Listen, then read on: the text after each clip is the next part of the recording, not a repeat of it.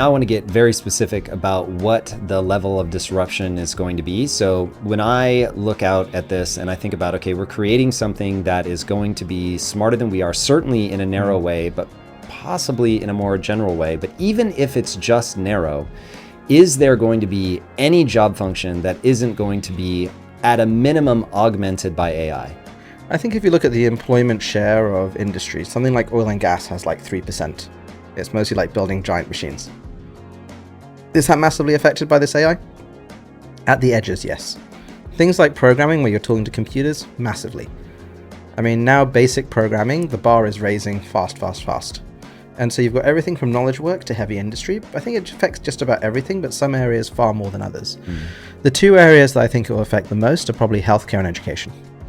Neither of those are fit for purpose. We're in America, we know that, but across the world, no one's really happy with their kids' schooling. And again, medical care, we all, if anything goes slightly wrong outside the norm, we all know how frustrating it is. We can finally have personalized education and healthcare at a fraction of the price. And the two biggest drivers of US inflation over the last decade, education and healthcare. They make up about 80% of the increase. So that will be disruptive. And then, like I said, any type of knowledge work will be disruptive.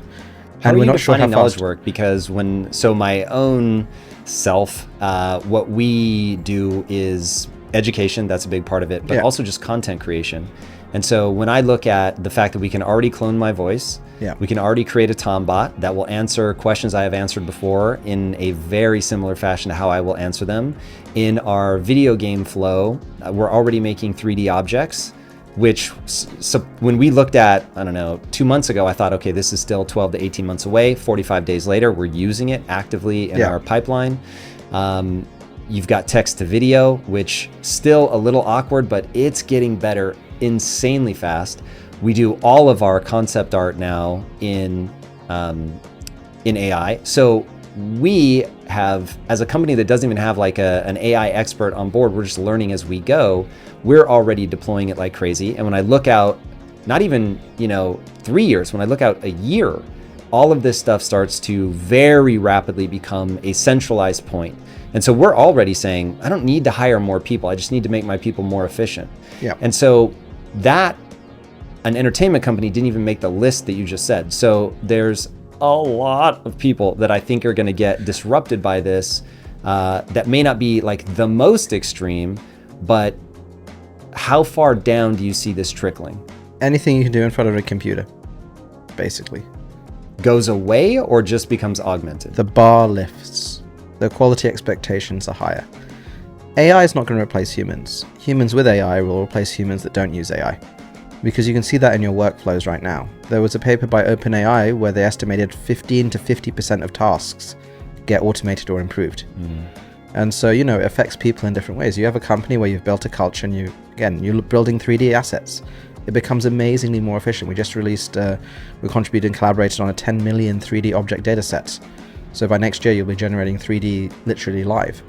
In a couple of years, you'll have HD movies. We can finally remake Game of Thrones Season 8 and other such travesties, But the speed of this is something whereby it's happening in every media type at the same time, and it's easy to use. Web3 had some great ideas, but it tried to create a system outside the existing system, and all the money was made and lost at the interface. This is just so seamless because there's no friction. Your mum can use this technology. You can use this technology. You don't need to be an expert because it came and was trained from our content and our collective content, as it were. And now it's just easy to implement and use.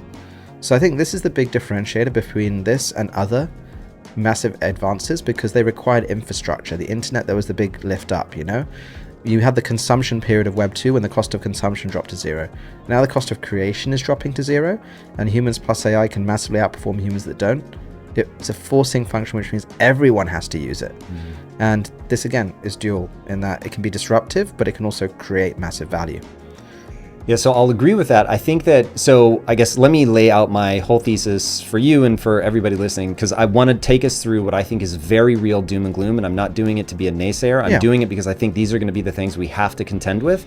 And if people go into this blindly, which I think they're doing right now, I think most people are burying their head in the sand. They're not paying attention to this, and they're going to wait until something really forces their hand, and by then it's too late. Yeah, the way that I put that is this is like COVID before Tom Hanks.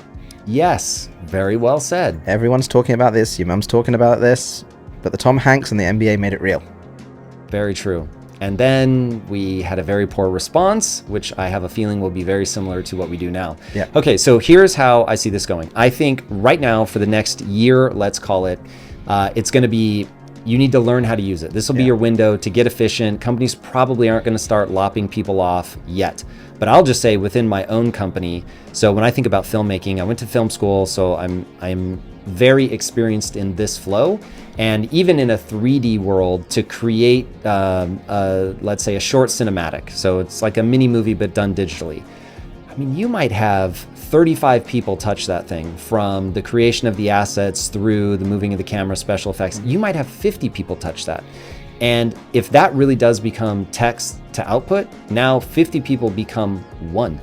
Yeah. And so when you get a 50-to-1 ratio in certain areas, obviously it's not going to be like that everywhere, but when you have certain areas that go from 50-to-1, take programmers. I've heard you say there will be no programmers, because writing code is just a way to talk to a computer. And if you have AI that will interface with the computer for you, why would you ever need to write code? So that's going to steamroll through society. That is just going to mow people over. So again, I'll give them 12 months, but even in my own company, if you're not actively trying to find a way to integrate it into your job function, I'm already looking at you sideways. A year from now, if you're not really good at either documenting how it is completely useless in your job function or showing how you're using it, we will find somebody that can do it. I'll be shocked if a year from now we don't have a head of AI. So 3 years from now, I think this has created a crisis of meaning for a lot of people. And I don't know if you remember that, the whole learn to code thing, where it was like, hey, AI is going to put drivers out of work. They're going to be the first to go. And everybody was like, teach them how to code. Now, the way people responded to that always confused me, because that was the right answer at the time. Now, knowing what I know about code replacing, not so much. But you have to go learn a new skill. There is no other option other than going on the dole, right? So you're either going to learn something new, or you're just going to forfeit your career, basically. So what do you think about that? Do you agree that that is a very real thing that's going to sweep through? I do agree. I think that, again, we're not sure exactly how this is going to pan out, but probably the best mental model I figured out to think about this technology, it's like really talented grads that occasionally go a bit funny. They can draw, they can code, they can make 3D models. How would your business be affected if you could push a button and infinite grads came out? How would your personal life, your society? And this is why I think it's quite deflationary. The only question is, can we create new jobs to make up for that? And that's difficult. Because Do you think we can? I doubt we can, to be honest. I think this is an economic disruption that's far bigger than COVID. And the important thing here is, COVID, you had the disruption, then everything bounced back.